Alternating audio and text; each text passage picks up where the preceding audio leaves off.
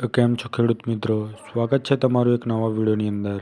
તો આજે આપણે વાત કરવાના છે પ્રધાનમંત્રી આવાસ યોજના। જી હા, ખેડૂતો માટે એક મહત્વપૂર્ણ સમાચાર કે પ્રધાનમંત્રી આવાસ યોજના 2025ના જે નવા નિયમો મુજબ ફોર્મ છે ભરવાના શરૂ થઈ ગયા છે, જેમાં 3,50,000 સુધીની સહાય મળવાપાત્ર છે। તે 6 હપ્તામાં મળવાપાત્ર સહાય છે, જે સીધા બેંક ખાતામાં આવશે તમારે। તો અરજી ક્યાં કરવી, કેવી રીતે કરવી, કયા ડોક્યુમેન્ટ જોઈએ, તેની સંપૂર્ણ માહિતી આજે આપણે આ વિડીયોમાં આપવાના છે। તો વિડીયોને છેલ્લે સુધી જોવા વિનંતી। તો જે પણ વિડીયો છે તે આપણે શરૂ કરીએ છીએ। તો ખેડૂત મિત્રો, તમારે ગૂગલ પર આવીને પ્રધાનમંત્રી આવાસ યોજના PDF ફોર્મ એ રીતે કરશો એટલે અહીંયાથી કોઈ પણ એક વેબસાઇટ પર જઈને તમારે આવાસ યોજનાની જે પણ PDF હોય તે તમારે ડાઉનલોડ કરી લેવાની રહેશે। અત્યારે આપણે ડાઉનલોડ કરી લીધેલી છે એટલે આપણે તેને જોવા માટે આપણે 3 ડોટ પર ક્લિક કરશું। તો અહીં કોર્નરમાં 3 ક્લિક કરશું એટલે અહીં ડાઉનલોડ ઓપ્શન આવશે। એમાં જે GRBLCની PDF છે તે ઓપન કરશું તો કંઈક આ રીતે આવશે। તો અહીં પેમેન્ટ ઓફ એસિસ્ટન્સ એગ્રીકલ્ચર ડિપાર્ટમેન્ટની જે PDF છે તે ઓપન થઈ ગઈ છે, કારણ કે પહેલાં આપણે નીચેવાળી પેમેન્ટવાળી કરી હતી। આ રીતે કરશું તો કંઈક આ રીતે આપણને GRBLCની જે પણ PDF છે તે ડાઉનલોડ જોવા મળશે। તો તમે અહીં જોઈ શકો છો, આ રીતે તમને અહીં જોવા મળશે PDF ફાઇલ। તો તમે અહીં જોઈ શકો છો ગુજરાત સરકાર દ્વારા આ PDF આપણને જોવા મળી રહી છે, જેમાં તમે જોઈ શકો છો ઘણી બધી માહિતી આપવામાં આવેલ છે। Dream11ની જે પણ એડ છે તે અત્યારે શો કરી રહી છે વારંવાર। તો તમે આ જે પણ છે નોટિસ તે તમે અહીંથી વાંચી શકો છો। તો નાગરિકો અને શહેરોને જો માહિતી આપેલી છે અહીં તમને, તો પ્રધાનમંત્રી યોજનાના ઘટકોની માહિતી આપેલી છે। તે તમે યોજનાનો જે પણ વ્યાપ છે તે પણ તમે અહીં જોઈ શકો છો। તો તમે અહીં વાંચવું હોય તો વાંચી શકો છો અથવા છોડી પણ શકો છો। અત્યારે આપણે જે જરૂરી છે તે અત્યારે હજુ નીચે આવશે। તો થોડા હજુ નીચે જઈએ છીએ, આપણે થોડો શાંતિથી નીચે જઈએ છીએ। તો અહીં તમને જો 3 નંબર પર જોવા મળે છે મળવાપાત્ર લાભ। તો ઘટકની વાત કરીએ તો નવા બાંધકામ માટેની છે અને તેમજ આવાસની વૃદ્ધિ માટે છે, બંનેમાં છે। તો કેન્દ્ર સરકાર તમને 1.5 લાખ રૂપિયા અને રાજ્ય સરકાર તમને 2 લાખ રૂપિયાની સહાય આપવા તૈયાર છે। તો આવાસની વૃદ્ધિ માટેની જો વાત કરીએ તો કેન્દ્ર સરકાર 1.5 લાખ રૂપિયા અને કુલ ખર્ચની કેન્દ્ર સરકારની સહાયની બાકીની રકમના 50% અથવા 1.5 લાખ રૂપિયા બેમાંથી જે ઓછી હશે તે તમને રકમ મળવાપાત્ર રહેશે। તો લાભાર્થીને ઉપરોક્ત મળવાપાત્ર સહાય કુલ 6 તબક્કામાં ફાળવવામાં આવશે। તો તમે 6 તબક્કા શું છે તે તમે અત્યારે નીચે તમને બતાવું છું। તો લાભાર્થીની પાત્રતાની જો વાત કરીએ તો પાત્રતા બહુ જરૂરી છે। અરજદારની કુટુંબનો કોઈપણ સભ્ય ભારતના ભરમાં પાકું મકાન ધરાવતો ન હોવો જોઈએ। આ યોજનાનો હેતુ કુટુંબમાં પતિ પત્ની અને અપરિણીત બાળકોનો સમાવેશ થાય છે। બીજી પાત્રતા એ છે કે અરજદાર આર્થિક રીતે નબળા વર્ગમાં હોવો જોઈએ, એટલે કે વાર્ષિક આવક 3 લાખથી સુધી હોવી જોઈએ અથવા ઓછી હોય તો ચાલશે। મકાન બનાવવા ઈચ્છતા હોય તો જમીન અરજદારના માલિકીની હોવી જોઈએ। જો માલિકીની નહીં હોય તો આ સહાય મળવાપાત્ર રહેશે નહીં। ત્યારબાદ ચોથી પાત્રતા એ છે કે તમે અત્યાર સુધી કોઈ અન્ય આવાસ યોજનાનો લાભ લીધેલ ન હોવો જોઈએ। ત્યારબાદ અરજદારે રજૂ કરવાના થતા ફરજિયાત દસ્તાવેજો, જેમાં જમીન માલિકીનો પુરાવો, અરજદારના કુટુંબ વાર્ષિક આવકનો દાખલો, ત્યારબાદ અરજદારના કોઈપણ સભ્યનું ભારતભરમાં પાકું મકાન ન ધરાવતા હોય તેનું પ્રમાણપત્ર દર્શાવવું પડશે, સોગંદનામું દર્શાવવું પડશે, આધાર કાર્ડની નકલ, બેંક ખાતાની પાસબુક, બેંક સ્ટેટમેન્ટ અને રદ ચેકની નકલ દર્શાવવી પડશે। અમલીકરણ માટેની કાર્યપદ્ધતિ: નગરપાલિકા, મહાનગરપાલિકા, શહેરી વિસ્તાર વિકાસ સત્તામંડળ આ ઘટક માટેની અમલીકરણ એજન્સી રહેશે। સંબંધિત અમલીકરણ સંસ્થા દ્વારા વોર્ડવાર નોડલ ઓફિસરની નિમણૂક કરવાની રહેશે। ત્યારબાદ ઘણી બધી માહિતી આપેલી છે, જેમાં વોર્ડ પ્રમાણ પ્રસારની માહિતી આપેલી છે। થોડા હજુ નીચે જઈશું તો તમને બીજી અન્ય માહિતી પણ જોવા મળશે, જેમાં અહીં લખેલું છે પત્રક બ મુજબ નિયતના નમૂના અરજીઓ મંગાવવાની રહેશે, જે અમલીકરણ કરનાર સંસ્થા દ્વારા નિયત નમૂના અરજીપત્રકો વિનામૂલ્યે પૂરા પાડવાના રહેશે। શહેરી વિકાસ અને શહેરી ગૃહ નિર્માણ વિભાગની વેબસાઇટો આપેલી છે, તેના પર આ અરજીપત્રકને પણ ડાઉનલોડ કરી ઉપયોગ કરી શકાશે। યોજનાની અમલીકરણની કામગીરી સુનિશ્ચિત રીતે થાય તે રીતે અફોર્ડેબલ હાઉસિંગ મિશન દ્વારા દરેક અમલીકરણ સંસ્થાને એમ્પેનલ કન્સ્ટન્ટલ ફાળવણી આપવાની રહેશે. સંબંધિત વોર્ડના નોડલ અધિકારીની સાથે કન્સ્ટન્ટેડ નીચે મુજબની કામગીરી કરવાની રહેશે.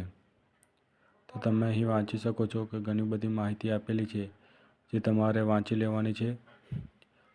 તો વાંચશો તો તમને સારું રહેશે, બાકી તો જરૂરી નથી, કારણ કે આ માહિતી તમે જોઈ શકો છો કે થોડી માહિતી તમે જ્યારે આ ફોર્મ ભરશો ત્યારે તમને માહિતી આપવા હોઈ શકે છે. તો તમારે ફોર્મ ક્યાંથી ભરવાનું છે એ પણ આપણે તમને જણાવવાના છે. લાભ સહાયના જે હપ્તાની વાત કરીએ તો તે તમને અહીં જોવા મળી રહ્યા છે. તે આવાસના નવા બાંધકામ માટે અથવા જૂનું બાંધકામ ઉતારી નવા બાંધકામ માટે જે છે તેના હપ્તાની જો વાત કરીએ તો તમને અહીં થોડું જોવા મળી રહ્યું છે નીચે. તેમાં જે પહેલો હપ્તો આવશે તે એડવાન્સ હપ્તો આવશે. તો એડવાન્સ હપ્તાની રકમ કેટલી આવશે એ પણ આપણે કહી દઈએ કે એડવાન્સ હપ્તો તમને માત્ર રાજ્ય સરકાર આપશે એ પણ 30,000 રૂપિયાનો પહેલો હપ્તો આવશે, જે ત્રિપક્ષીય કરાર કરીએ બાંધકામ શરૂ પહેલાં આપવામાં આવશે.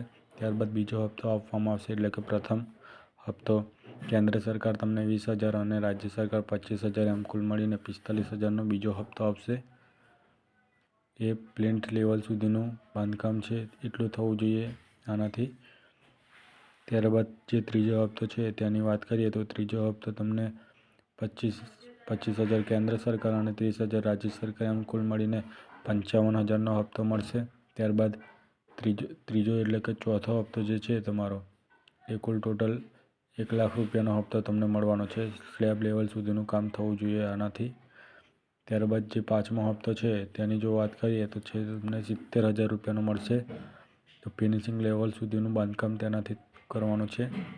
ત્યારબાદ જે છેલ્લો હપ્તો છે, છઠ્ઠો હપ્તો, તે તમારો રહેશે 50,000 રૂપિયાનો, જે 100% બાંધકામ પૂર્ણ થયા પછી કન્સલ્ટન્ટ દ્વારા કમ્પ્લીશન સર્ટિફિકેટ રજૂ કરશો ત્યારે મળશે. એટલે કુલ ટોટલ તમને કેન્દ્ર સરકાર 1.5 લાખ રૂપિયા અને રાજ્ય સરકાર 2 લાખ એટલે કે 3,50,000ની સહાય મળવા પાત્ર રહેશે આવાસ યોજનામાં. તો આવાસ યોજનામાં જો તમારે વૃદ્ધિ કરવા માંગતા હોય, એટલે કે અડધું મકાન બન્યું હોય, ત્યારબાદ જો તમે આ યોજનાનો લાભ લેવા માંગતા હોય તો તેના માટે પણ તમે જોઈ શકો છો. આ જે છે તે નવા બાંધકામ માટે છે, તમે વાંચી શકો છો. અને નીચેની જે આ છે 7.2 આવાસમાં વધારો કરવા, એટલે કે અડધું બની ગયા બાદ જો તમારે આ યોજના લેવી હોય તો તમને આ રીતે સરકાર મદદ થશે. જો પહેલો હપ્તો તમને એડવાન્સ મળશે તે રાજ્યના હપ્તાને 1/6 ભાગ મળશે, એટલે કે 2,000ના 6 ભાગ કરીએ એ રીતે તમને એ હપ્તો મળવા પાત્ર રહેશે. તો કુલ સહાય તમને રાજ્ય સરકાર જ આપવાની છે આની અંદર એડવાન્સ હપ્તામાં. તે પણ ત્રિપક્ષીય કરાર કરીએ બાંધકામ શરૂ થતાં પહેલાનો હપ્તો છે. ત્યારબાદ જે બીજો હપ્તો એટલે કે પ્રથમ હપ્તો તે મળશે, જે તમને 20,000 કેન્દ્ર સરકાર આપશે અને 1/6 ભાગ રાજ્ય સરકાર આપશે. એ રીતે 20,000 પ્લસ રાજ્ય સરકારને જે સહાય છે તે મળવા પાત્ર રહેશે. ત્યારબાદ જે બીજો હપ્તો છે 25,000નો કેન્દ્ર સરકાર આપશે અને 1/6 ભાગ રાજ્ય સરકાર આપશે. તો તમે અહીં જોઈ શકો છો કે રાજ્ય સરકાર કુલ 2 લાખ રૂપિયા જે સહાય આપવાની છે, એટલે કે જે 1/6 ભાગ થાય એટલે 33,000 રૂપિયા જેની આસપાસ થાય છે.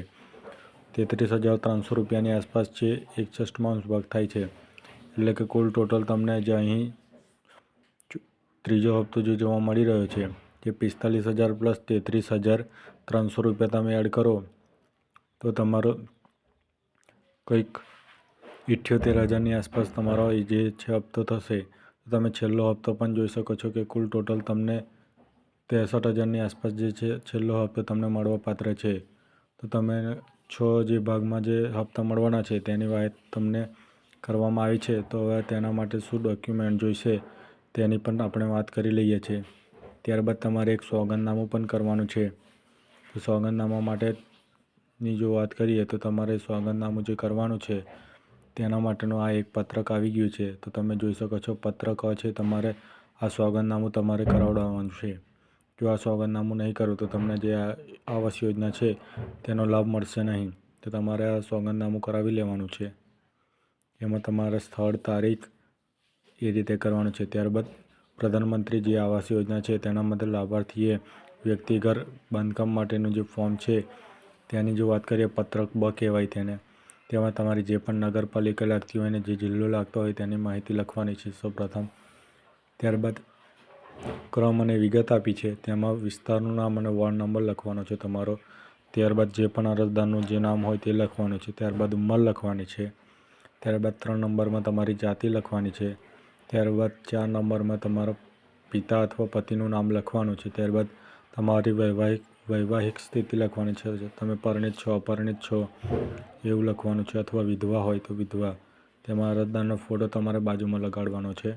જો તમે દિવ્યાંગ હોય તો તમારે દિવ્યાંગ માટે હા અથવા ના ટીક કરવાનું છે. ત્યારબાદ વ્યવસાયની વિગતો તમારે જણાવવાની છે. ત્યારબાદ તમારો 8મા નંબર પર ધર્મ છે, જેમાં તમારો જે પણ ધર્મ હોય તે તમારે સિલેક્ટ કરી લેવાનો. ત્યારબાદ 9 નંબર પર જ્ઞાતિ આવે છે, જે પણ જ્ઞાતિ હોય એ સિલેક્ટ કરી લેવાનું. ત્યારબાદ 10મા નંબર પર તમારું હાલનું સરનામું લખવાનું છે. ત્યારબાદ મોબાઈલ નંબર લખવાનો છે. ત્યારબાદ 12 નંબર પર તમારા અરજદારનો આધાર કાર્ડ નંબર લખવો છે, ફરજિયાત છે. ત્યારબાદ ચૂંટણી કાર્ડ નંબર લખવાનો છે. ત્યારબાદ રેશન કાર્ડ નંબર લખવાનો છે. ત્યારબાદ 15 નંબર પર તમારે અરજદારની કુલ વાર્ષિક આવક લખવાની છે. ત્યારબાદ 16 નંબર પર તમારે કુટુંબની કુલ વાર્ષિક આવક લખવાની છે. ત્યારબાદ 17 નંબર પર તમારા અરજદારે કેટલા વર્ષોથી આ શહેર નગરમાં વસવાટ કરે છે તેની માહિતી તમારે આપવાની છે, એટલે કે 2 વર્ષ, 3 વર્ષ, 4 વર્ષ એ રીતે. ત્યારબાદ કુટુંબના કોઈપણ સભ્યના નામે ભારતમાં કોઈપણ જગ્યાએ પાકું મકાન ન ધરાવે તેની માહિતી તમારે લખવાની છે. ત્યારબાદ 19મા નંબરમાં કુટુંબના સભ્યોની સંખ્યા ઉંમર સાથે તમારે અહીં લખવાની છે, જેમાં નામ લખવાનું છે, કુટુંબના સભ્યો, સંબંધ લખવાનો છે, જાતિ, ઉંમર, વર્ષ, આધાર કાર્ડ અને ચૂંટણી કાર્ડની 2માંથી એક વસ્તુ લખવાની છે. ત્યારબાદ 20 નંબરમાં તમારે જો BPL કાર્ડ ધરાવતા હોય તો તમારે હા કરવાનો છે, અને જો હા હોય તો BPL કાર્ડ નંબર લખવાનો છે, ના હોય તો લખવાની જરૂર નથી. ત્યારબાદ 21 નંબર પર BLC ઘટક હેઠળ લાભ લેવાની માટેની વિગતો. પોતાની માલિકી ઉપર 30 ચોરસ મીટર સુધીનું નવું બાંધકામ થઈ શકશે. ત્યારબાદ 21 નંબર છે. ત્યારબાદ 23 નંબર તો તમે જોઈ શકો છો. 23 નંબરમાં તમારા ઘરનો પ્રકાર કાચું ઘર છે, અર્ધપાકું, પાકું ઘર એ સિલેક્ટ કરવાનું છે. ત્યારબાદ એરિયા, ત્યારબાદ તેની પુરાવાની માહિતી આપેલી છે, આધાર કાર્ડ, મતદાન કાર્ડ, બેંક પાસબુક, સ્ટેટમેન્ટ વગેરે છે. ત્યારબાદ પ્રધાનમંત્રી આવાસ માટે છેલ્લી છે, જેમાં અરજદારે પોતાની બેંક વિગતો આપવાની રહેશે, ખાતા નંબરને. તો આ રીતે તમારે હવે તમને એક વસ્તુ જણાવીએ કે તમે આ એપ્લાય કઈ રીતે કરી શકો છો. તો તેના માટેની એક એપ્લિકેશન છે જે તમને બતાવું. તો ખેડૂત મિત્રો, જે આ તમને એપ્લિકેશન દેખાય છે આવાસ પ્લસ 2024, તો તેના પર જઈને તમે આવાસ 2025 માટેની જે પણ અરજી છે તે તમે ત્યાંથી કરી શકો છો. અને જે ડોક્યુમેન્ટ બતાવે એટલા જ ડોક્યુમેન્ટની જરૂર પડશે. તો વિડીયો સારો લાગ્યો હોય તો અમારી ચેનલને સબસ્ક્રાઈબ કરો અને 5 લોકોને શેર કરવાનું ભૂલશો નહીં. તો મળીએ છીએ નવા ટોપિક પર અને નવા વિડીયો સાથે.